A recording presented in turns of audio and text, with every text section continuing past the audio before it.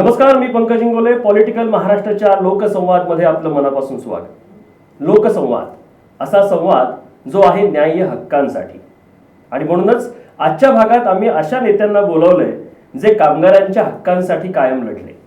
त्यानंतर ते पक्षीय राजकारणात आले, पक्षाचं शहराध्यक्षपद भूषवलं, गटनेते राहिले आणि सभागृह नेतेपद देखील त्यांनी भूषवलं. या कार्यक्रमात आपण स्वागत करूया भाजपचे ज्येष्ठ नगरसेवक एकनाथ पवार यांचं. आणि या कार्यक्रमात सहभागी झालेले आहेत आमचे सहकारी अधिकराव दिवे पाटील. नमस्कार. चर्चेला सुरुवात करूया. एकनाथ पवार सर, भाजपमध्ये सारं काही आलबेल आहे का? कारण आता इतक्या वर्षानंतर महापालिकेत भाजपला सत्ता मिळाली, पण कुठेतरी बोललं जाते की जुन्या समर्थकांची निष्ठावंतांची पुस्कटदाबी होतीये, पक्षांतर्गत कुरघोडी सुरू आहेत, भ्रष्टाचाराच्या मुद्द्यावरून कॉर्नर केलं जातंय. सारं काही आलबेल आहे.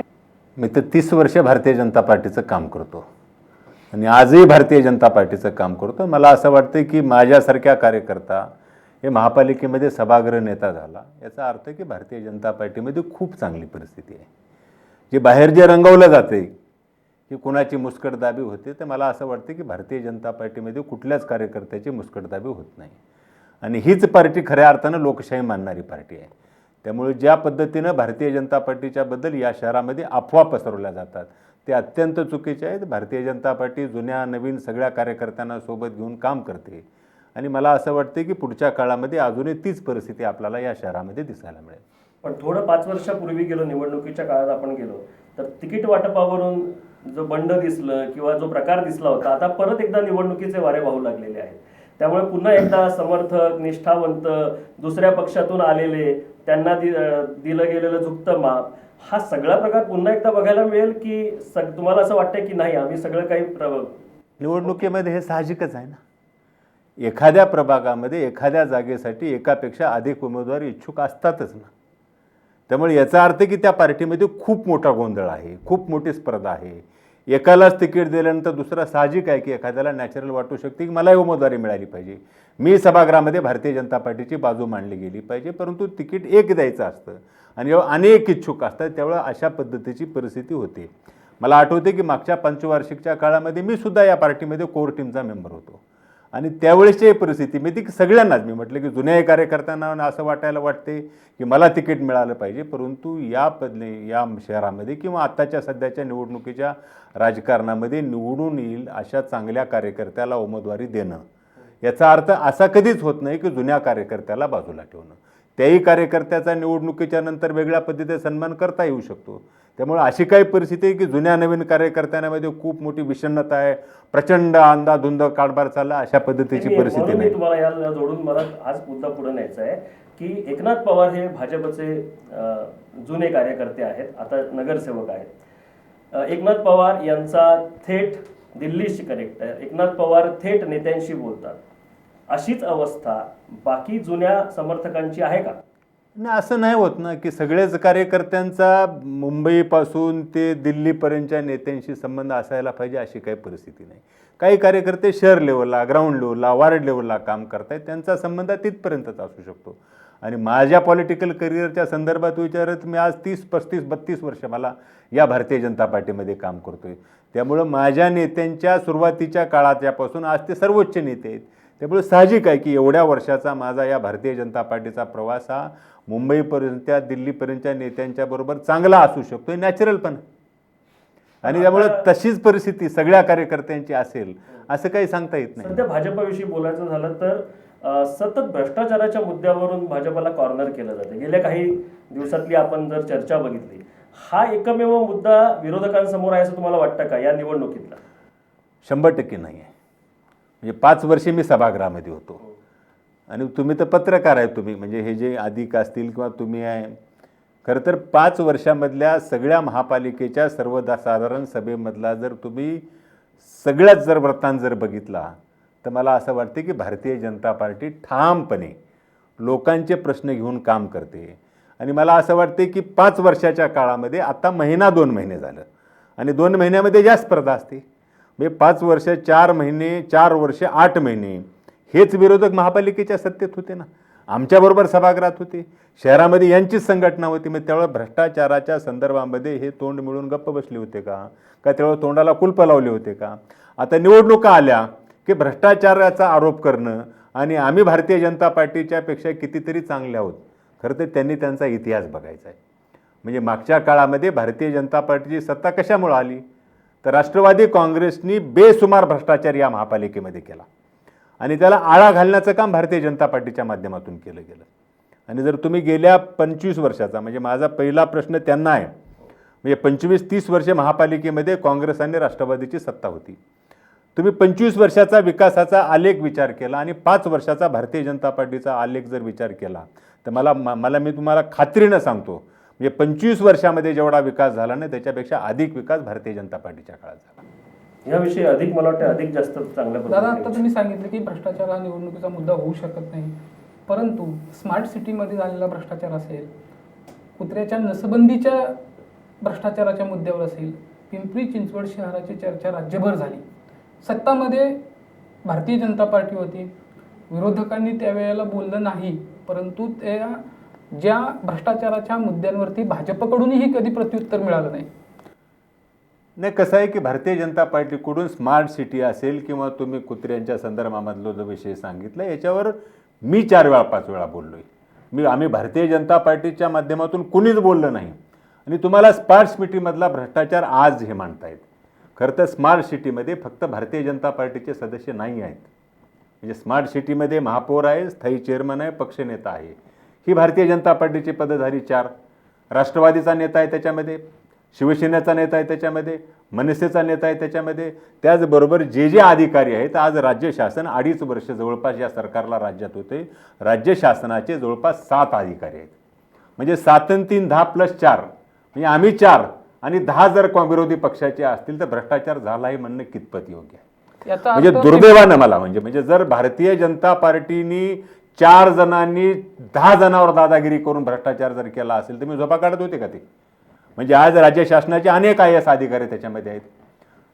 मला असं वाटतं की नितीन करिरांसारखा एक अत्यंत चांगला अधिकारी त्याच्यामध्ये. म्हणजे हे सगळे करप्टेड आहेत का लोक? म्हणजे ज्यावेळेस ही भ्रष्टाचाराचे आरोप करतायत त्यावेळेस त्यांनी म्हणजे स्मार्ट सिटीचे सगळे रेकॉर्ड्स बघितले तर मला असं वाटतं की 2.5 वर्षाच्या काळामध्ये त्यांनी एकही भ्रष्टाचाराचा पुरावा जर लोकांच्या समोर जर दिला असता तर आपण म्हटलं असतं की भ्रष्टाचार झाला आहे. म्हणजे 4 लोक महापालिकेमध्ये भ्रष्टाचार नाही करू, ज्यावेळेस 10 लोक त्यांच्या माझा आरोप आहे या संदर्भामध्ये ते जर करत असतील तर राज्य शासनाच्या अधिकाऱ्यांनी वेगवेगळ्या पक्षाच्या गटनेते जर म्हणून जर विचार केला, तुम्ही या महापालिकेमध्ये स्मार्ट सिटीची वाट लावण्याचं काम केलं. खरं तर यांनाच भारतीय जनता पार्टीच्या माध्यमातून हे शहर स्मार्ट सिटीच्या काळामध्ये नव्हतं, त्यांनी जाहीर केलं नव्हतं. या महापालिकेमध्ये भारतीय जनता पार्टीची सत्ता आली त्यावेळेस पिंपरी चिंचवड शहराचा समावेश स्मार्ट सिटीच्या माध्यमामध्ये केला गेला. आणि आज दुर्दैवानं मला तेच म्हणायचं की दुर्दैवानं म्हणजे 25 वर्षामध्ये या शहराची जी हेळसांड केली, वाटोळं करण्याचा प्रयत्न केला, ते या 5 वर्षामध्ये आम्ही जर घडी बसवायचा प्रयत्न केला तर मला असं वाटतं की भ्रष्टाचाराचा आरोप करून लोकांची दिशाभूल करण्याचं काम राष्ट्रवादी काँग्रेस किंवा अजून कोण मंडळी करत असतात. दादा, महत्त्वाचा प्रश्न आहे अनधिकृत बांधकाम आणि शास्तीकर, हे दोन्ही मुद्दे सोडवण्यामध्ये भाजप कमी पडलं? मला तर 100% नाही वाटत. म्हणजे शास्तीकराच्या संदर्भामध्ये तुम्हाला आठवत असेल की जेव्हा पृथ्वीराज बाबा या राज्याचे मुख्यमंत्री होते, आदरणीय शरद पवार साहेब या देशाचे संरक्षण मंत्री होते आणि ऑटो क्लस्टरच्या सायन्स पार्कच्या सभेमध्ये दोघांनी सांगितलं होतं की 8 दिवसामध्ये आम्ही शास्तीकराचा प्रश्न सोडू. मला अभिमानानं सांगावं असं वाटतं की देवेंद्रजीच्या काळामध्ये जे सरकार या राज्यामध्ये होतं तेव्हा शिवसेनाही होती, लक्षात ठेवा. तेव्हा क्रेडिटसाठी शिवसेना आमच्याबरोबर असायची. त्या संदर्भामध्ये तर सगळ्यात मोठी आंदोलनं आम्ही केली. म्हणजे 500 स्क्वेअर फुटापर्यंतच्या सगळ्या घरांना शास्तीकरामध्ये माफ आणि त्याच्यापेक्षा 1000 घरापर्यंत आम्ही केलं आणि पुढच्या काळामध्ये 50% शास्तीकर करण्याचं काम केलं. यांनी काय केलं? 2.5 वर्षामध्ये सत्ता तुमची आहे. समजा एखादी गोष्ट आम्ही जर 50% केलेली आहे, 75% केली तर उरलेली 25% तर तुम्ही करायला पाहिजे होती. म्हणजे 2-2.5 वर्षाच्या काळामध्ये या शहरवाशांना जर तुम्ही घराच्या संदर्भामध्ये जर 100% शास्तीकर माफ केला असता, 100% सगळीच्या सगळी घरं नियमित झाली असती, तुम्ही म्हटलं असतं की खरंच राष्ट्रवादी काँग्रेसचं कौतुक आहे. म्हणजे काम आम्ही केलं त्याचं खोटं क्रेडिट घेण्याचं काम. आजचं उदाहरण बघा ना, आजचं उदाहरण मुंबईमध्ये मेट्रोचं उद्घाटन होतं आणि आदरणीय देवेंद्रीच्या काळामध्ये झालं आणि आज देवेंद्रीला टाळून जर तुम्ही कार्यक्रम घेताय, म्हणजे मला असं वाटतंय की किंवा आता तो जो आपला रस्ता आपण समृद्धी मार्गाचं उदाहरण, मी राज्याच्या विषयावर बोलणारच नाही, अशा अनेक गोष्टी आहेत की या 5 वर्षाच्या काळात भामा म्हणजे आंध्राच्या म्हणजे देऊच्या बंधाऱ्यामधून पाणी आहे आमच्या काळामध्ये मंजूर केलं, त्याचं DPR केला, त्याचं टेंडर काढलं, त्याचं काम झालं आणि पाणी आम्ही देतोय. असे अनेक प्रोजेक्ट आमच्या काळामध्ये आम्ही आणले, त्याचं DPR केला, त्याचे टेंडर केलं, त्याचं प्रोजेक्ट केलं, एक्झिबिशन करून काम पूर्ण केलं. आम्ही असं नाही केलं. म्हणजे बहिणाबाई चौधरीचं उदाहरण माझ्या प्रभागातलं आता तुम्ही डोळ्यानं बघा, सर्पोद्यान आपण म्हणतो ना, 10 वर्ष काम चालू. का हो? कुणाला पोचण्यासाठी कामं अशी करताय? अशी अनेक कामं मी सांगतो, अशी अनेक. एक उदाहरण सांगतो मी, म्हणजे जे सर्पोद्यानचं आहे. दुसरं उदाहरण सांगतो मी, तो प्रयत्न केला आपण MIDC मधले जे छोट्या छोट्या गाळेधारकांचा ज्यावेळेस पुनर्वसनाचा विषय होता, याच्या मोऱ्या आपली इंडस्ट्रीयल हब करण्याचं काम 15 वर्ष काम तुम्ही करताय. याचा अर्थ काय? तुम्ही आज तुम्हाला बजेट द्यायचं, बजेट संपवायचं, पुन्हा बजेट करायचं, त्याला पुन्हा वाढीव तरतूद करून घ्यायची आणि पैसा कमवायचा. खरं तरी लोकांना, या शहरवाशांना लुटण्याचं काम दुर्दैवाने या सगळ्या मंडळींनी केलं. या सगळ्यांचे पुरावे, या सगळ्यांचं पुढच्या काळामध्ये आम्ही लोकांच्या समोर ह्यांचं जे भ्रष्टाचाराची आहेत ना, हे सगळे उघडकीस सांगणार. दादा, आपण सांगितलं की 5 वर्षामध्ये आपण विकास कामांची घडी बसवण्याचा प्रयत्न केला, परंतु स्मार्ट सिटीच्या एकही काम आता दिसत नाही. शहरामध्ये स्मार्ट सिटीची कामच दिसत नाही. यावर काय सांगा? माझ्याबरोबर तुम्हाला असं वाटतं की स्मार्ट सिटीची कामं ज्यांना दिसत नाहीत, एक तर ते आंधळे झालेले असतील किंवा डोळे झाकलेले असतील. त्यांनी माझ्याबरोबर स्मार्ट सिटीची जी कामं, म्हणजे स्मार्ट सिटीचे काय कामं होते ते त्यांनी मला लिस्ट द्यावी. स्मार्ट सिटीची सगळीच कामं, काही समजा की ती इन्फ्रास्ट्रक्चर डेव्हलप करण्यासारखी नव्हती. स्मार्ट सिटीमध्ये कॅमेरेज असतील, या शहराला वायफाय करण्याच्या संदर्भामध्ये असेल, शहर एका वेगळ्या पोलिसांच्या आज जी अडचणी होते की वेगवेगळ्या पद्धतीचे गुन्हे होत आहेत, बलात्कार होत आहेत, वेगवेगळ्या वाईट घटना होत आहेत, हे CCTVच्या कॅमेरेमध्ये याच्या सर्वेलन्समध्ये आणण्याचं काम, खरं तर ह्या सगळ्या गोष्टी खरं तर स्मार्ट सिटीच्या माध्यमातून केल्या. दुर्दैवानं यांना हा टेबल विकत घ्यायचं आहे, तर टेबलाशिवाय दुसरं काही दिसत नाही. पण टेबलाच्या खाली आपल्याला काय काय करावं लागतं किंवा कुठल्या कुठल्या गोष्टी या शहराच्या खरं तर स्मार्ट सिटीच्या माध्यमातून आपल्याला करायला पाहिजे की त्यांनी जर स्मार्ट सिटीचा पहिला अभ्यास करावा. माझं आव्हान आहे त्यांना की स्मार्ट सिटीमध्ये काय काय कामं होते. म्हणजे आपण म्हणतो ना की भ्रष्टाचार झाला की तुम्ही मला कामाची लिस्ट दाखवा, आणि एकाही कामामध्ये जर भ्रष्टाचार झाला तर मला असं वाटतं की 2.5 वर्षाचा काळ राज्य शासन त्यांचं आहे. या राज्य शासनाच्या 2.5 वर्षाच्या काळामध्ये भारतीय जनता पार्टीला त्यांनी आरोपीच्या पिंजऱ्यामध्ये नेलं असतं. का नाही नेलं त्यांनी? आज फक्त आरोप करणं, मीडियाच्या समोर जाणं, भारतीय जनता पार्टीची प्रतिमा मलिन करणं, मला असं वाटतं की याच्याशिवाय राष्ट्रवादी काँग्रेस किंवा जे मित्रपक्ष आघाडी शिवसेनावाले जे कोण असतील, महाविकास आघाडी का बिघाडी हे आहेत, मला असं वाटतं की त्यांच्याकडे याच्याशिवाय दुसरा अजेंडाच नाही आहे. कोविड काळामध्ये जो साहित्य खरेदी झाला, वेगवेगळ्या गोष्टी खरेदी करण्यासाठी आपण ज्या पद्धतीनं थेट पद्धतीनं कामं दिली, त्या कामांमध्ये सुद्धा मोठ्या प्रमाणावर भ्रष्टाचार झाला असा आरोप आहे. एकही काम त्यांनी सांगावं. म्हणजे पहिलं तर काम मास्कचं होतं. ज्यावेळेस पहिला कोविडची ज्यावेळेस साथ आली पहिली, बरोबर ना, त्या काळामध्ये ज्यांनी मास्क केले त्या सगळ्याचं जर खरं तर आपल्या भांडार विभागाकडून जर आपण यादी बघितली, त्याच्यामध्ये राष्ट्रवादी काँग्रेसच्या किती नगरसेवकांनी पाठवले, आणि त्यावेळच्या परिस्थितीमध्ये त्यांनी भ्रष्टाचार केला आहे का म्हणायचे. म्हणजे महापालिकेच्या सभागृहामध्ये मला माहीत आहे की मी त्यावेळेस एका महापालिकेमधल्या राष्ट्रवादी काँग्रेसच्या ज्येष्ठ नगरसेविकेने या संदर्भामध्ये आरोप केला. मी त्यावेळेस त्यांना जाणून दिले की तुमच्या नगरसेवकांनी किती त्या ठिकाणी दिलेले. आणि हाच जर त्यांनी आरोप करायचा की त्यावेळची परिस्थिती तशी होती की आज निर्णय घेणं आणि त्याच्यावर अंमलबजावणी करणं, जर 2 दिवसाचा काळ गेला असता, 8 दिवसाचा काळ गेला असता, या शहरामधले अनेक लोक खरं तर आपण स्वतःच्या जीवापासून मुकले गेले असते. मग आम्ही हा आरोप करायचा का की या ठिकाणी ज्यावेळेस आपण नेहरू नगरच्या जम्बो कोविड सेंटर उभा केलं त्यामध्ये तर भारतीय जनता पार्टी म्हणून महापालिकेचा काही संबंध नव्हता ना. PMRDAच्या माध्यमातून, राज्य शासनाच्या माध्यमातून ते केलं गेलं. मग त्याच्यामध्ये जो करोडो रुपयाचा भ्रष्टाचार झाला तर आम्ही म्हणायचं का तो राष्ट्रवादी काँग्रेसने केला? तर खरं तर या राष्ट्रवादी काँग्रेसनी मैतांच्या ताळूवरचं लोणी खाण्याचं कामच करू नये. आज जर बघितलं तर आपण दुसऱ्या शहरामधला जर कोविडच्या मृत्यूदराचा जर रेशो या शहरातला बघितला, या शहरामधल्या महापालिकेतल्या दवाखान्यामध्ये जर ट्रीटमेंट बघितली, मला असं वाटतं की एखाद्या प्रायव्हेट हॉस्पिटलला, एखाद्या चांगल्या प्रायव्हेट हॉस्पिटलला लाजोल एवढी चांगल्या पद्धतीची ट्रीटमेंट आम्ही दिली. लक्षात ठेवा, हे भारतीय जनता पार्टीचं क्रेडिट आहे. आणि दुर्दैवाने हे बघवत नाही त्यांना. त्यांना एक गोष्ट आहे की प्रत्येक गोष्टीमध्ये पैसे खाणं याचा अर्थ पैसे खाण्याशिवाय या महापालिकेमध्ये राष्ट्रवादी काँग्रेसने दुसरं काहीच काम केलं नाही. त्यामुळे प्रत्येक गोष्टीमध्ये पैसे खाल्लं एवढंच दिसतं. तुम्हाला असं म्हणायचं की त्यांना आधीच जागा माहिती होत्या, माहितीच आहेत ना आणि त्यांना. त्यांनी आम्ही त्या- तर पहिल्यांदा महापालिकेमध्ये सत्तेमध्ये आलो आणि पहिल्यांदा महापालिकेमध्ये सत्तेमध्ये आल्यानंतर आम्ही जेवढा पारदर्शक कारभार करता येईल तो करण्याचा प्रयत्न केला. आम्ही एकही गोष्ट अशी नाही सोडली की मी माझं उदाहरण घ्या की मी पहिल्या दिवशी ज्या दिवशी मला भारतीय जनता पार्टीनं सभागृह नेता केला मी माझं स्वतःचं भान सोडून दिलं. म्हणजे माझ्या दृष्टीनं माझ्या गाडीवर जर 2 लाखाचा महिन्याला खर्च होतो तर 2 लाखामध्ये माझ्या या शहरामधल्या गरिबाच्या कामाला कुठंतरी 2 पैसे उपयोगाला आले पाहिजे. तोच प्रक्रिया माझ्यानंतर स्थायी समितीच्या त्यावेळेच्या अध्यक्षानं घातली, तीच प्रक्रिया त्याच्यानंतर स्थायी समितीच्या अध्यक्षानं घातली, मागच्या सभागृह नेत्यानं घातली. आणि मला माहिती आहे की एक लक्षात ठेवा की भारतीय जनता पार्टीचं काम हे करतो लोकांसाठी आम्ही काम करतो, स्वतःसाठी कधीच नाही काम. आमच्यासाठी पहिलं राष्ट्र आहे, नंतर माझी पार्टी आहे, नंतर मग बाकी सगळ्या गोष्टी आल्या.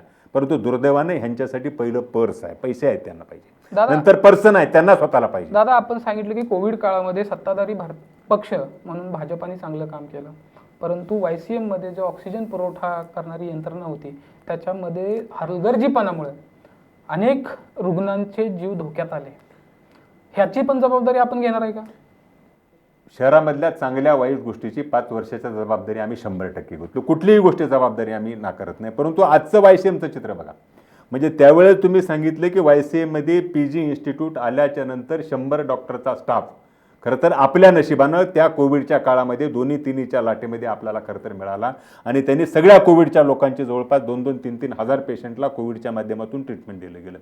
ऑक्सिजनच्या संदर्भामध्ये तुम्हाला कोण होतो ऑक्सिजनचा ठेकेदार? कोण होता? कोण? भारतीय जनता पार्टीशी संबंधित होता का? तुम्ही जाऊन बघा, राष्ट्रवादी काँग्रेसचा एका नेत्याचं ऑक्सिजनचं त्या ठिकाणी काम आहे. म्हणजे त्यांना हेच दाखवायचं होतं की ऑक्सिजनमधून सुद्धा म्हणजे कोविडमध्ये यांना टेंडर प्रक्रिया माहीत आहेत, कुठल्या कुठल्या गोष्टी कधी लागत आहेत, त्याची टेंडर प्रक्रिया कोण ठेकेदार आहे, कोण्या ठेकेदाराशी कसं मॅनेज करायचं आहे, याच्यावर ते ह्यांचे हजारोचे संसार आहेत. राजकारणामधून पैसा कमवणं आणि त्याच्यावरून उदरनिर्वाह करणं हे मला वाटतं की राष्ट्रवादी काँग्रेसच्या नेत्यांचं आहे. तुम्ही 10 राष्ट्रवादी काँग्रेसच्या पदाधिकाऱ्यांचे व्यवसाय बघा, काय आहेत त्यांचे व्यवसाय? राजकारणातून पैसा मिळवून काम करणं. आणि मी तुम्हाला आज सांगतो ठामपणे, म्हणजे ऑक्सिजनच्या पुरवठ्याचं काम हे राष्ट्रवादी काँग्रेसच्या माजी महापौराचं आहे, लक्षात ठेवा.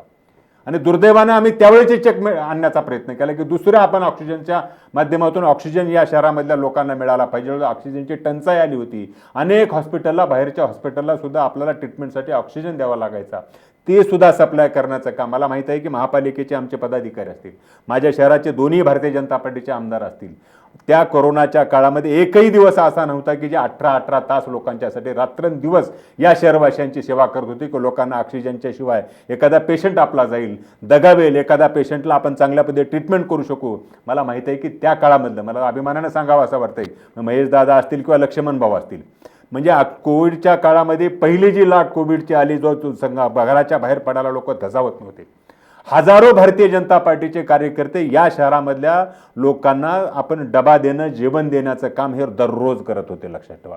मला तुम्ही सांगावं, तुम्ही कुठला राष्ट्रवादीचा काँग्रेसचा कार्यकर्ता कोरोनाच्या पहिल्या काळामध्ये रस्त्यावर येऊन लोकांना जेवण देत होता?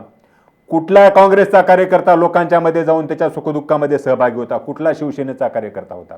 म्हणजे संघ असेल, मी अभिमानानं सांगतो, संघ असेल किंवा भारतीय जनता पार्टीचे कार्यकर्ते अहोरात्र कोरोनाच्या काळामध्ये रस्त्यावरून एखाद्या लष्कराच्या ह्याच्याप्रमाणे सीमेवर लढत होते ना, तो कोविडच्या विरोधामध्ये लढत होते ते भारतीय जनता पार्टीचे कार्यकर्ते, हे शहरवासियांनी बघितलेलं आहे. दादा, या आरोग्य विभागाशी संबंधितच एक प्रश्न आहे की भाजपचे जे नाराज माजी नगरसेवक ज्यांनी पदाचा राजीनामा दिला, तुषार कामटे, यांनी एक आरोप केला होता की 55 कोटी रुपयांचा भ्रष्टाचार झाला. त्या भ्रष्टाचाराच्या प्रकरणामध्ये राष्ट्रवादीशी संबंधित एक इथला स्थानिक ज्येष्ठ नेता त्या प्रकरणामध्ये आहे. आणि असं असताना सुद्धा तुषार कामटेंनी जाहीरपणे भाजपच्या दोन्ही नेत्यांवरती आरोप केला की मला समर्थन दिलं नाही, की मी जो मुद्दा मांडत होतो त्याच्यावरती कारवाई झाली, गुन्हा दाखल झाला, आणि असं असताना सुद्धा भाजपच्या स्थानिक नेत्यांनी त्यांचं समर्थन केलं नाही, म्हणून तुषार कामटेंसारखा एक नवोदित नगरसेवक भाजपमधून बाहेर पडण्याच्या परिस्थितीत आहे. तर तुम्हीच तुमच्या प्रश्नामध्ये त्याचं उत्तर दिलेलं आहे. म्हणजे तुषार कामटेंनी जे महापालिकेच्या सभागृहामध्ये आरोप केले 55 कोटीचं, त्याचं टेंडर राष्ट्रवादी काँग्रेसच्या नेत्याकडे होतं. आणि आजही तुषार एक चांगला कार्यकर्ता आहे आणि आजही तुषार राष्ट्रवादीच्या वळती निघाले. याचा अर्थच काय होतोय? की भ्रष्टाचाराची पाळेमुळे राष्ट्रवादी काँग्रेसमध्ये रुजलेली आहेत, लक्षात ठेवा. आणि त्यावेळेस सभागृहामध्ये अशी परिस्थिती, सभागृहामध्ये तुषार कामटेच्या भूमिकेला आम्ही पाठिंबा दिला. मी सभागृहाचा नेता आहे आणि प्रत्येक गोष्टीमध्ये म्हणजे आमदारांनी त्याच्यामध्ये आपलं मत व्यक्त करणं याचा अर्थ की महापालिकेची सिस्टीम डॉमिनेट करू. आम्ही आहोत ना सभागृहामध्ये. तुषार कामटेंनी तर मान्य सांगितलं. मी सांगतो ना, मान्य महापौर होते, मी आहे, स्थायी समितीचे अध्यक्ष होते. त्या भूमिकेला महापालिकेच्या प्रश्नामध्ये जर महापालिकेचे पदाधिकारी जर बोलले नाहीत, उद्या एक परिस्थिती होती की आमदार महापालिका चालवत आहेत का, शहराध्यक्ष महापालिका, आम्ही सक्षम आहोत, लक्षात ठेवा. म्हणजे महापालिकेमध्ये त्यावेळेचे पदाधिकारी असतील किंवा माझ्या काळातले पदाधिकारी असतील, त्यावेळेस प्रत्येक गोष्टीला आपल्या नगरसेवकाची चांगली भूमिका असेल, त्या आपल्या नगरसेवकाच्या भूमिकेशी आम्ही प्रामाणिक राहिलो. आणि तुषारलाही आम्ही त्या संदर्भामध्ये अनेक वेळा म्हणजे एकदाच नाही, म्हणजे तुम्ही एक प्रकरण काढलं, दुसरं अनेक काढलं होतं, दुसऱ्या अनेक आरोग्याच्या विषयाच्या समस्या होत्या, त्यावेळेसही आम्ही आमच्या नगरसेवकाच्या बरोबर होतो. परंतु कामटेंचं असं म्हणणं आहे किंवा त्यांनी ते फ्लेक्स लावला, फ्लेक्सवरती त्यांनी जाहीरपणे अजित पवारांचे आभार मानले. त्याच्यातून एकच संदेश पिंपरी चिंचवडकरांपर्यंत मिळाला की स्थानिक पातळीवरती भाजपच्या नगरसेवकांनी सत्तेत असताना सुद्धा भ्रष्टाचार, चुकीची कामांवरती फुंकर गाठली, पण त्याला पाठिंबा मिळाला नाही. मला 100% असं वाटत नाही, कारण निवडणुका 2-3 महिन्यावर आलेल्या होत्या आणि 2-3 महिन्यावर निवडणुका आल्याच्या नंतर एखाद्या प्रभागामध्ये तिकीट मिळणार नाही. मग ते तिकीट मिळणार नाही म्हणून आपण जाण्यासाठी एक आपल्यासाठी सुकर मार्ग निर्माण करण्याचं काम, एक चांगली वाट. मी रिझन काय दाखवते, मी भारतीय जनता पार्टीचा राजीनामा देत असताना मला काहीतरी कारण तर लोकांच्या समोर द्यावं लागेल. मला माझी वेगळी चूल मांडायची आहे, ते वेगळी चूल मांडत असताना तुम्ही किती वाईट आहोत, ते किती चांगले आहेत. मला असं वाटतं की तुषार कामटे जर एखाद्या आम आदमी पार्टीमध्ये किंवा स्वतंत्र अपक्ष लढले असते तर मला अधिक आनंद झाला असता. परंतु ज्या राष्ट्रवादीची या शहरामधली पाळेमुळं, ज्या राष्ट्रवादी काँग्रेसने या शहराला लुटून खाण्याचं काम केलंय, त्याच्या वळचणीला तुषार कामटेसारख्या कार्यकर्त्यांना जाऊ नये, या माध्यमातून माझी त्यालाही खरं तर विनंती आहे. यालाच जोडून अजून एक महत्त्वाचा प्रश्न आहे दादा, की शहराच्या राजकारणामध्ये गेल्या 6 महिन्यापासून अशी चर्चा आहे की भारतीय जनता पार्टीमधील आता जे आजी होते आता माजी झाले, माजी नगरसेवकांचा 25 ते 30 लोकांचा गट राष्ट्रवादीच्या वाटेवर आहे. जसं ते म्हणतायत, मी तुम्हाला ऑथेंटिकली सांगतो, ज्या नगरसेवकांना तिकीट आम्ही मिळणार नाही अशी एकंदरीत परिस्थिती आहे. म्हणजे आज मी तुम्हाला पहिल्यांदा सांगतो की म्हणजे जवळपास आत्ता जेवढे आपले नगरसेवक आहेत त्याच्यापैकी 100 नगरसेवक तर किमान, म्हणजे मी तुम्हाला सांगतो, मी मागच्या वेळेपर्यंत 100 अँड अबाव एवढी भारतीय जनता पार्टी असणार आहे. आमचे जवळपास उमेदवार ठरलेले आहेत. अनेक वार्डामध्ये, प्रभागामध्ये त्या उमेदवाराला मी कामाला लावायला सांगितलं आणि ज्यांना असं वाटतं की मला भारतीय जनता पार्टीकडून येणाऱ्या महापालिकेच्या याच्यामध्ये तिकीट मिळणार नाही, अशी काही नगरसेवक जातील. पण त्याच्याहीपेक्षा मोठी गोष्ट मी सांगतो, म्हणजे राष्ट्रवादी काँग्रेसचे अनेक नगरसेवक, शिवसेनेचे अनेक नगरसेवक, इथं 2च पक्ष आहेत, तिसरा तर पक्षच नाही, म्हणजे विरोधी पक्षामधले अनेक नगरसेवक भारतीय जनता पार्टीमध्ये येण्यासाठी इच्छुक आहेत.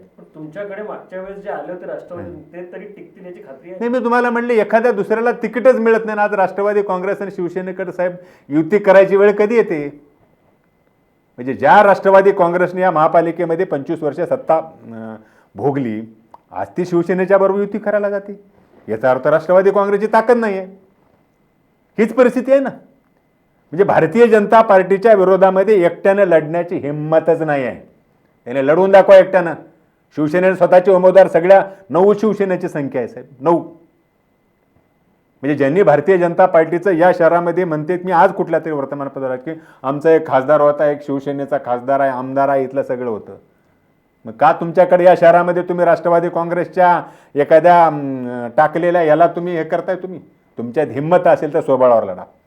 आज काँग्रेस असेल, राष्ट्रवादी असेल, शिवसेना असेल, यांच्यामध्ये भारतीय जनता पार्टीच्या विरोधामध्ये लढण्याची धमक नाही आहे, ताकदच नाही आहे, लक्षात ठेवा. ते उसना काढून म्हणतात की आम्ही भाजपच्या विरोधामध्ये पर्याय उभा करतो. म्हणून मी तुम्हाला आज सांगतो, आज म्हणजे 100 अँड अबाव आयटेनी कॉस्ट तुम्ही लिहून ठेवा. म्हणजे मी काय अशी परिस्थिती नाही की राज्यात त्यांची सत्ता आहे तरी मी बोलतोय, लक्षात ठेवा.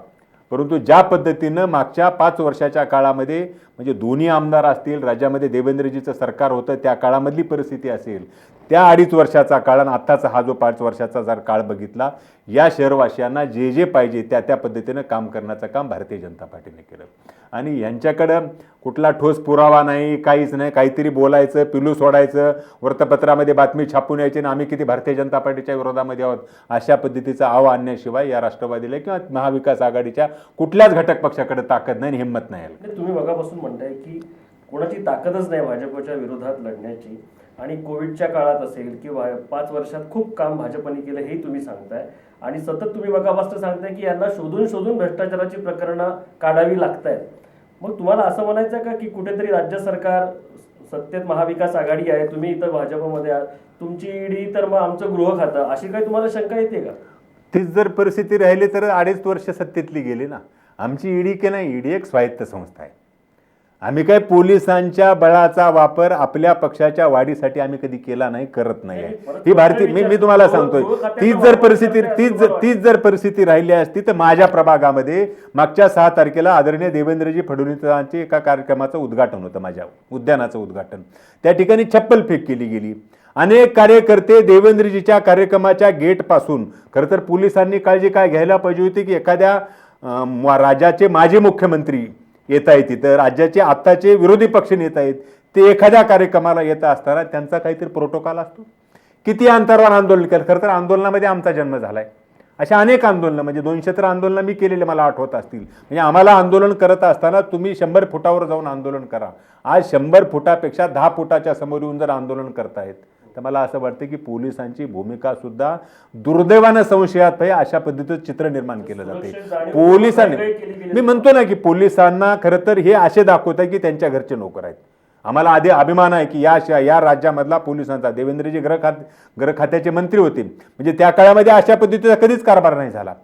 परंतु त्यांनी चुकीची पायम पडली. म्हणजे मग आपण म्हणतो की एखादे चप्पल फेक करून घेणं किंवा कार्यक्रमाच्या उद्घाटनाच्या एकदम समोरासमोर जाऊन घोषणा देणं, मला असं वाटतं की हे लक्षण असं आहे की पोलिसांवर दबाव आणून आम्ही या राज्यामध्ये मगरुरीनं माजलेल्या पद्धतीनं सत्ता वापरू शकतो हे दाखवण्याचा प्रयत्न यांनी केलेला आहे, लक्षात ठेवा.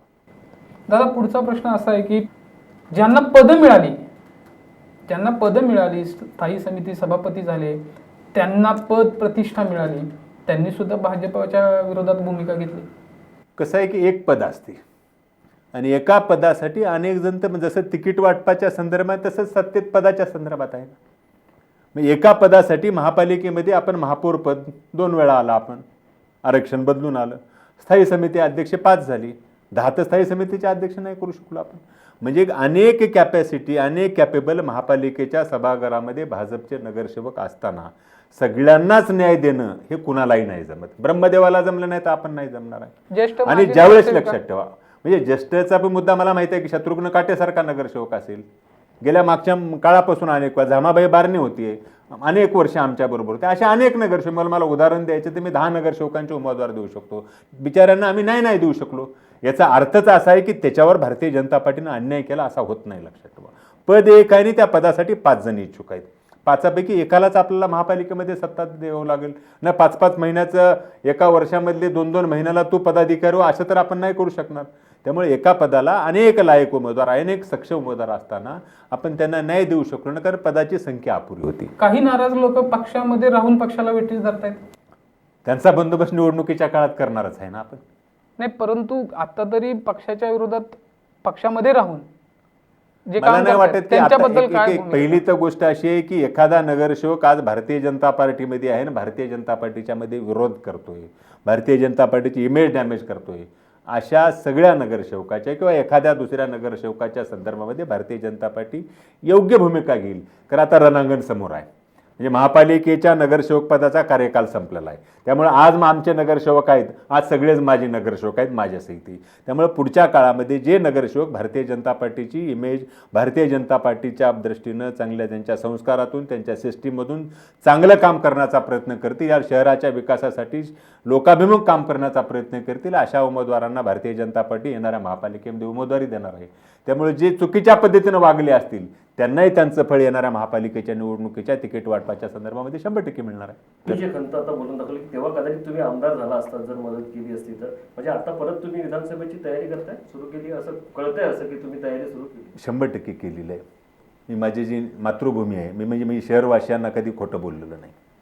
म्हणजे मी ज्या गावामध्ये वाढलो, मोठा झालो, मी महापालिकेमध्ये गेलो, ह्या सगळ्या गोष्टी की माझ्या गावाकडं मी विधानसभेची 100% तयारी करतोय, त्या संदर्भामध्ये आपण मुलाखत करूया.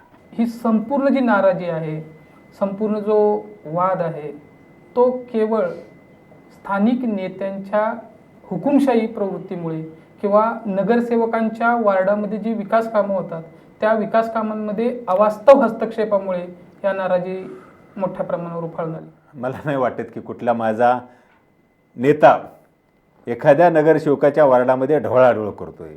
त्याचे काम होणं कुठल्या नेत्याला वाटत नाही की एखाद्या प्रभागामध्ये भारतीय जनता पार्टीचा आपला नगरसेवक आहे, त्या प्रभागामध्ये भारतीय जनता पार्टी अधिक कामं झाली पाहिजे, चांगली कामं झाली पाहिजे. कुणाला नाही वाटत? सगळ्यांनाच वाटते ना. त्यामुळे एखादा नेता प्रेशर करून एखाद्या प्रभागामध्ये काम करू नको अशा पद्धतीचं चुकीचं होत नाही. तुम्हाला कामच करू नको मला मी कधी कधी लक्षात मी आवर्जून सांगतो. तुम्ही प्रश्न नाही विचारला पण मी सांगतो. म्हणजे आपली गावं ज्यावेळेस समाविष्ट गावं या महापालिकेमध्ये समावेश झाली, समाविष्ट गावं महापालिकेमध्ये समाविष्ट होईपर्यंत 2017ला भारतीय जनता पार्टीची महापालिकेमध्ये सत्ता येईपर्यंत काय चित्र होतं? जावा चोरलीत, जावा डुडुळगावला, जावा त्या काळ्या भिंतीत मी आंदोलन केले रस्ते नाहीत, जावा तुम्ही इकडं आपल्या पुनावळ्याला जावा, तुम्ही मामुर्डीला जावा, काय चित्र होतं? चिखली, तळवडे. आज तुम्ही चित्र जाऊन बघा. म्हणजे मी कधी कधी लक्षात ठेवा, चिखलीपासून जर चरोलीपर्यंतचा जर भाग घेतला, मी कायम महेश दादाचं अभिनंदन एवढ्यासाठी करतो की लक्ष्मण भाऊंनी पिंपळे सौदागर, पिंपळे गुरव ज्या पद्धतीने विकसित केलं, दुसरं पिंपळे गुरव आणि पिंपळे सौदागर चरोलीपासून चिखलीपर्यंतच्या भागामध्ये केलं, हे खरं तर भारतीय जनता पार्टीचं यश आहे. त्या भागामध्ये 15-20 नगरसेवक आहेत ना. उरलेला भागच रेड झोनचा भाग आहे. ज्या रेड झोनच्या भागामध्ये कितीही निधी देऊन जर महापालिकेमध्ये रेड झोनच्या याच्यामध्ये जर तो सँक्शनच होत नसेल तर त्या भागामध्ये कामं नाही होऊ शकत. त्यामुळे कुठल्याच नेत्यांना खरं तर मी एवढंच सांगेल की आज पुढच्या जर 25 वर्षाचं जर व्हिजन जर भारतीय जनता पार्टीने डोळ्यासमोर ठेवलं, या शहराला या देशामधलं सगळ्यात चांगलं शहर करण्याचं ध्येय घेऊन खरं तर आम्ही काम करतोय. त्यामुळे आज मेट्रो आली, तुम्ही नाही प्रश्न विचारला, पण मेट्रो ही भारतीय जनता पार्टीमुळे आली. कोणी क्रेडिट घेत असतील की आमच्या काळात झालं, कोणी नेते येत असतील, फोटो काढताय असतील की मेट्रोचं काम आम्ही केलं. अरे मेट्रोचं उद्घाटन हे माननीय मोदी साहेबांच्या काळात गेलं आणि राज्य शासन त्या काळामध्ये होतं, त्यामुळे मेट्रोचं काम इथपर्यंत पुढे सरकवलं. दुसरं, आज पिंपरीपासून ते निगडीपर्यंत मेट्रोला सँक्शन देण्याचं काम खरं तर आम्ही केलं. DPR मंजूर होऊन तोही काम लवकरात लवकर होणार आहे. पाण्याच्या प्रश्नाच्या संदर्भामध्ये मी या शहरामध्ये अनेक मंडळी म्हणतायत. मागच्या आठवड्यामध्ये माझ्या प्रभागामध्ये जो नवीन मला जोडलेला प्रभाग आहे तिथल्या माझी महापौरांनी सांगितलं की भारतीय जनता पार्टीने पाण्यापासून वंचित ठेवलं. अरे पाण्याचा विषय आहे, म्हणजे 25 वर्षे या शहरवासियांना पाण्यापासून ताणलेलं ठेवण्याचं काम तुम्ही केलं. जेव्हा आपल्याला आठवत असेल की मावळचा गोळीबार, पवना बंदिश जलवाहिनी, अरे शेतकरी तयार नव्हते, त्या ठिकाणी गोळीबार करून रक्तानं लोकांना गोळीबारामध्ये करून लोकांचे मर्डर केले आणि रक्तानं माखलेलं पाणी पिंपरी चिंचवडला देण्याचं महापाप तुम्ही करताय. पहिल्यापासूनची भारतीय जनता पार्टीची भूमिका होती की आम्हाला प्रेमाचं पाणी पाहिजे, रक्तानं माखलेलं पाणी नव्हतं. जेव्हा महापालिकेमध्ये आम्ही सत्तेमध्ये आलो, आताचे आज जे राष्ट्रवादीचे मावळामधले आमदार आहेत त्या आमदाराच्या सोबत मी अनेक बैठका केल्या की तुमची जी माणसं आहेत की जी आज गुन्हे ज्यांच्या घरामधल्या लोकांना गोळ्या लागलेल्या आहेत, ज्यांच्या घरामधलं दुःखद निधन झालं आहे त्याला महापालिकेमध्ये समावेश, ज्यांचा मृत्यू झाला त्यांना महापालिकेमध्ये समावेश करण्याचं काम केलं, ज्याच्या गुन्हे दाखल केले, परंतु आम्ही त्यांना आवर्जून विनंती करत होतो की तुम्ही आम्हाला प्रेमाचं पाणी द्या. म्हणजे 25 वर्षापूर्वीपासूनचा हा प्रकार तुम्ही रखडवला. आम्ही सत्तेत आल्याच्या नंतर तुम्हाला माहित आहे की मला अभिमानानं सांगावं असं वाटतंय की आज देहूच्या बंधाऱ्यामधून पाणी असून आपण चकलीच्या पाण्याच्यामधून 100 ml पाणी पुढच्या महिन्यापासून किंवा या महिन्यापासून शहरवासियांना देते. ही भारतीय जनता पार्टीची उपलब्धी आहे, लक्षात ठेवा. आंध्रा भामा आसखेडचं पाणी खरं तर पुढचं 100-150 ml पाणी या पुढच्या अनेक 2-4 महिन्याच्या काळामध्ये या शहरवासियाला देण्याचं काम केलं. म्हणजे राष्ट्रवादी काँग्रेसने ज्या पद्धतीनं लोकसंख्या या शहरामध्ये वाढत चालली, पाण्याचं नियोजन राज्यात तुमची सत्ता होती, केंद्रात तुमची सत्ता होती, महापालिकेमध्ये तुम्ही अनेक वर्ष राक्षसी सत्ता होती, सत्ता असताना या शहरवासियांच्या पाण्यामध्ये वाढ जर करण्याचं काम, 1 ml पाण्याचं जर वाढ करून देण्याचं काम तुम्ही जर केलं असतं तर मला असं वाटलं की खरंच पिंपरी चिंचवडच्या नागरिकांचे राष्ट्रवादी काँग्रेसला कीव येते, दया येते की या शहरवासियांना चांगल्या पद्धतीचं पाणी मिळालं पाहिजे. पण प्रामाणिकपणानं असं वाटतंय की या शहरामध्ये अधिक पाणी वाढवून घेण्याचं काम, त्याचा कोटा वाढवून नाही तर ते लोकांपर्यंत पोहोचवण्याचं काम आम्ही केलं, लक्षात ठेवा. त्यामुळे या शहरवासियाची पुढच्या काळामध्ये जी तहान आहे ते भागवण्याचं काम सुद्धा भारतीय जनता पार्टीच्या मार्फत. दादा, अत्यंत महत्त्वाचा प्रश्न की पिंपरी चिंचवडमधील नवनगर विकास प्राधिकरणाचा जो विषय आहे तो आणि त्याचं विलिनीकरण झाल्यानंतरचा पिंपरी चिंचवडवर होणारा परिणाम याच्यावरती काय सांगा? खरं तर विलिनीकरण होऊच नाही, आम्ही या भूमिकेमध्ये होतो. आज खरं तर पिंपरी चिंचवड शहरामध्ये जी PCNTD 1972ला ज्यावेळेस झालं, आज PCNTDAची सगळी प्रॉपर्टी झाली PMRDची. काय लोकल ऑथॉरिटी इथल्या माझ्या भागामधल्या एखाद्या माणसाचं घर ट्रान्सफर होण्यासाठी त्याला औंधपर्यंत PMRDपर्यंत जावं लागते किंवा आम्ही सहज जाऊ शकत होतो. अनेक लोकांचे 12.5% प्रश्न आहे. हे का हे करू नाही शकले? आणि म्हणूनच भारतीय जनता पार्टीचा त्यावेळेस महापालिके म्हणजे PCNTDA प्राधिकरण विलीनीकरणाला त्यावेळेसही विरोध होता, आजही तो आमचा विरोध आहे, लक्षात ठेवा. एक शेवटाकडे येताना एकीकडे पक्षातली फूट टाळायची आहे, समर्थकांना विश्वासात घ्यायचं आहे, भ्रष्टाचाराचे मुद्दे परतवून लावायचे आहे आणि घोडा मैदान जवळ आहे. अशा वेळेस तुम्ही नेमके कुठले मुद्दे घेऊन या निवडणुकीत पुढे जातात? कारण इतक्या वर्षानंतर मिळालेली सत्ता आणि आधी राष्ट्रवादी काँग्रेस म्हणते की इतक्या वर्षात आम्हीच करून ठेवले, तुम्ही काय केलंय? त्यामुळे कुठले मुद्दे नेमके पुढे? पहिली तर गोष्ट की भारतीय जनता पार्टीमध्ये कुठल्याही पद्धतीची गटबाजी नाही आहे. भारतीय जनता पार्टी येणाऱ्या 2022च्या महायुद्धाला तयार आहे.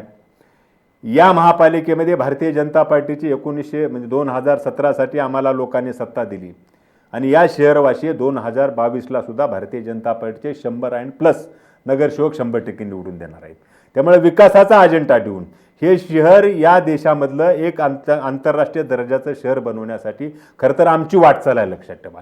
या शहराला एक वेगळी आयडेंटिटी, आज पुणे म्हटलं की पिंपरी चिंचवड म्हटलं जाते, परंतु या राज्यामध्ये या देशामध्ये पिंपरी चिंचवड शहराचं नाव मोठं करण्यासाठी एक आयडेंटिटी निर्माण करण्यासाठी पुढच्या काळामध्ये आम्ही सर्वजण म्हणजे महेशदादा असतील, लक्ष्मण जगताप असतील, बाकीचे देवेंद्रजी असतील, चंद्रकांत दादा असतील, सगळे नेते एकजुटीनं पिंपरी चिंचवड शहराचं नाव ज्यावेळेस आपल्याला देशाच्या इतिहासामध्ये लिहावं असं वाटत असते, त्याची एक आयडेंटिटी निर्माण करावी असं वाटत असेल, त्या दृष्टीनं आम्ही प्रयत्न करतोय. आणि मला खात्री आहे तुम्ही जे म्हटले भ्रष्टाचाराचे आरोप परतवायचे, खरं ते भ्रष्टाचाराचे आरोप परतवायला काहीच मुद्दे नाहीत, लक्षात ठेवा. त्यांनी एखादी गोष्ट जर समोर, माझं आज चॅलेंज आहे राष्ट्रवादीच्या कुठल्याही नेत्याला, त्यांनी भारतीय जनता पार्टीवरचे जे आरोप केले ते माझ्यासमोर प्रूव्ह करा. आपण कुठल्याही म्हणजे हजारो लोकांच्या समोर आपण डिबेट करून आपण त्याचा आपण समाचार घेऊ. म्हणजे खोटं आरोप करणं आणि जे आपण ज्या चुकीच्या पद्धतीच्या मार्गानं अनेक वर्षे आपण सत्ता भोगली, तीच सत्ता पुढच्या काळामध्ये भोगण्यासाठी राष्ट्रवादीची आणि काँग्रेस आणि महाविकास आघाडीच्या या शहरामधल्या पदाधिकाऱ्याची धडपड आहे. आणि या शहरवासियांचं मी प्रचंड माझा विश्वास आहे ही शहरवासी पुढच्या काळामध्ये भारतीय जनता पार्टीच्या मागे ताकदीनं उभे राहतील आणि पुढच्या काळामध्ये या शहराचा नावलौकिक देशामध्ये होण्यासाठी प्रामाणिकपणाने हे शहरवासी भारतीय जनता पार्टीच्या बरोबर राहतील याचा मला 100% विश्वास आहे, लक्षात ठेवा. एकनाथजी, आपण या कार्यक्रमात आलात आणि एखादा बॅट्समन ओपनिंगला येतो आणि शेवटपर्यंत नॉट आउट राहतो आणि केवळ नॉट आउट राहत नाही तर संपूर्ण मॅचमध्ये दिलखुलास फटकेबाजी करतो, अशा पद्धतीने अगदी अडचणीच्या मुद्द्यांना देखील तुम्ही दिलखुलास उत्तरं दिली. आपण या कार्यक्रमात आलात त्याबद्दल आपले मनपूर्वक धन्यवाद. लोकसंवादमध्ये आजच्या भागात आपण इथेच थांबतोय. नमस्कार. धन्यवाद. नमस्कार. ताज्या बातम्या आणि घडामोडींसाठी लॉग इन करा www.politicalmaharashtra.in.